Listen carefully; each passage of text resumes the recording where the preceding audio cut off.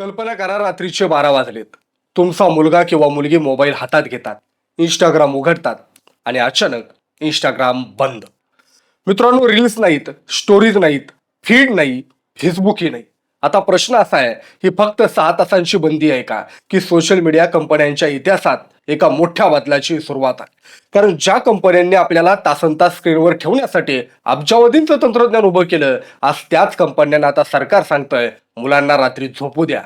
पण थांबा मित्रांनो, यामागं फक्त मुलांची झोप आहे का, की त्यामागं आहे मानसिक आरोग्याचा वाढता प्रश्न, अल्गोरिदमचा खेळ, किशोरवयीन मुलांना सोशल मीडियाचं लागलेलं आकर्षण आणि मेटावर आलेल्या अब्जावधी डॉलरचा कायदेशीर दबाव. आणि सगळ्यात धक्कादायक प्रश्न, जर फेसबुक आणि इंस्टाग्राम मुलांसाठी इतकं सुरक्षित असतील, तर मेटालाही नियम मान्य करण्याची वेळच का आली? आज आपण या व्हिडिओच्या माध्यमातून उलगडणार आहोत रात्री 12 ते सकाळी 6 या 6 तासांच्या मागची पूर्ण खरी कहाणी.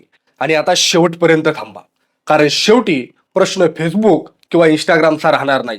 प्रश्न असेल आपल्या मुलांच्या मोबाईलवर नियंत्रण नेमकं कुणाचं असावं. नमस्कार, मी निलेश जगताप. तुम्ही पाहताय महाराष्ट्र वार्ता. मित्रांनो, सगळ्यात आधी एक गैरसमज दूर करूया. फेसबुक आणि इंस्टाग्राम सर्वांसाठी दररोज रात्री 12 ते सकाळी 6 बंद होणार नाही. हा बदल अमेरिकेतील सहभागी राज्य आणि प्रदेशांमध्ये 18 वर्षाखालील वापरकर्त्यांसाठी प्रस्तावित आहे आणि न्यायालयीन मंजुरीनंतर लागू होणार आहे. मेटानं मान्य केलेल्या उपायांमध्ये रात्रीच्या वेळी फीड, स्टोरीज, एक्सप्लोरर आणि रील सारख्या मुख्य अनुभवावर मर्यादा, किशोरवयीन वापरासाठी दैनिक वेळेची मर्यादा, शाळेच्या वेळेत नोटिफिकेशन कमी करणे, लाईक्स आणि रिएक्शनची संख्या लपवणे, काही फिल्टर्सवर निर्बंध आणि वय पडताळणी सारख्या उपायांचा समावेश आहे. पण हा निर्णय अचानक झालेला नाही, यामागं अनेक वर्षांचा संघर्ष आहे. सोशल मीडिया जसा वाढत गेला तसा किशोरवयीन मुलांच्या मानसिक आरोग्यावर त्याचा परिणाम काय होतो हा प्रश्नही मोठा होत गेला. 2021 मध्ये मेटाच्या अंतर्गत संशोधनाबाबत झालेल्या खुलाशांमुळे इंस्टाग्रामच्या किशोरवयीन वापरावर मोठी चर्चा सुरू झाली. कंपनीने मात्र त्या संशोधनातून इंस्टाग्राम सगळ्या किशोरवयीन मुलांसाठी हानिकारक असल्याचा निष्कर्ष काढणं चुकीचं असल्याचं सांगितलं होतं.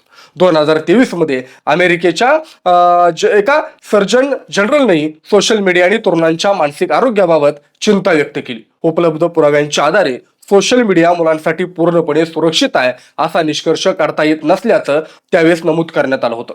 यानंतर अनेक अमेरिकन राज्यांनी मेटाविरोधात कायदेशीर कारवाई केली.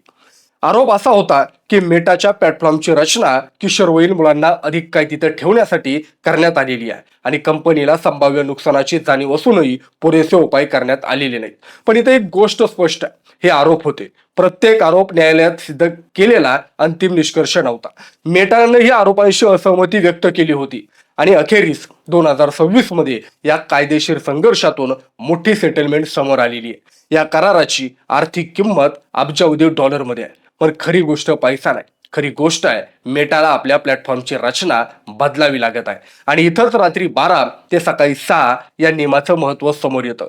कारण हा नियम फक्त फोन बंद करा असा सांगत नाही, तो एका किशोरवयीन मुलाच्या दिवसातील सर्वात शांत वेळ, झोपेची वेळ सोशल मीडिया फीड पासून वेगळी करण्याचा प्रयत्न आहे. यासोबतच किशोरवयीन वापरकर्त्यांसाठी दैनिक वापरावरही मर्यादा आणली जाणार आहे. 15 मिनिटांची वापराची जाणीव करून देणारे संकेत मिळतील. शाळेच्या वेळात नोटिफिकेशन कमी केली जातील आणि काही सामाजिक तुलना कमी करण्यासाठी लाईक आणि रिएक्शनची संख्या लपवली जाईल. पण मित्रांनो, मग यामुळे समस्या संपणार आहे का? तर अजिबात नाही. कारण समस्या फक्त इंस्टाग्रामची नाही. आजची किशोरवयीन मुले मोबाईलवर एका ॲपमध्ये राहत नाही. इंस्टाग्राम बंद केलं तर दुसरं ॲप, एका फीडवर मर्यादा आली तर दुसरा फीड आहे. म्हणून खरा प्रश्न आहे, मुलांची स्क्रीन टाइम कमी करायचा आहे की डिजिटल जगाशी त्यांचा संबंधच बदलायचा आहे? आणि इथं पालकांची भूमिका खऱ्या अर्थानं सुरू होते. कारण 2 तासांची मर्यादा मुलांना डिजिटल शिस्त शिकवेलच असं अजिबात नाही. त्याला हे समजावून सांगावं लागेल की अल्गोरिदम कसा काम करतो, का सतत नवं कंटेंट दाखवलं जातं, लाईक्स आणि फॉलोअर्सची तुलना का मनावर परिणाम करू शकते, आणि सगळ्यात महत्वाचं म्हणजे आपला वेळ आणि लक्ष इतकं मौल्यवान काय? मेटाच्या या बदलामागं आणखी एक मोठा प्रश्न आहे, वय कसं ओळखणार? एखाद्या 15 वर्षाच्या मुलानं स्वतःचं वय 19 वर्ष सांगितलं तर कंपनीला तो किशोरवयीन आहे हे कसं कळणार?